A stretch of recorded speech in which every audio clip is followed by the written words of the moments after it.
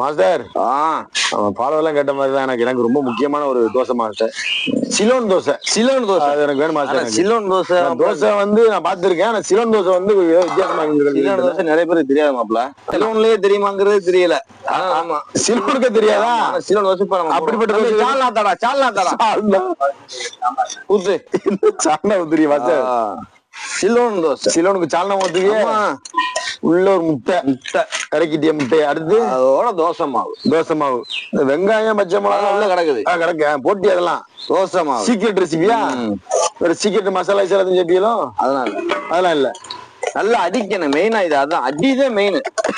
Omelette சாப்பிட்டா ஆம்லெட்டை போட்டு விட்டு உலகத்திலேயே மாப்பிள்ள நம்மள பெருங்கொண்ட மாஸ்டர்னு சும்மா யாரும் சொல்லல. இப்படிலாம் நம்மளால இது வந்து சிலோன் தோசை. சிலோன்களுக்கு இதுதான் புதுசு. அப்ப கத்துக்கிட்டு மாஸ்டர் அவ்வளவு. ஆனா எல்லா தோசைக்கும் எண்ணெய் ஊத்தாம தான் போடுறோம். இந்த தோசைக்கு வந்து எண்ணெய் ஊத்தி போட்டாதான் அது வரும். ஊத்துங்க.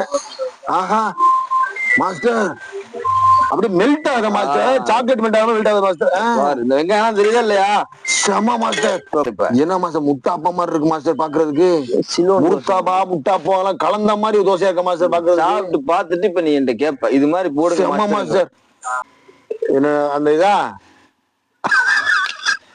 என்ன மாதிரி திருமுடியில மாஸ்டர்.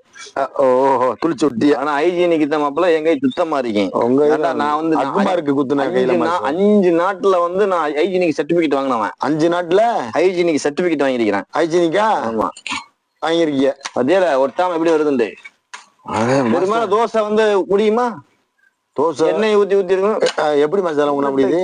எண்ணெய் ஊத்திலாம் அந்த மாதிரிலாம் பார்த்ததுல மாஸ்டர்னா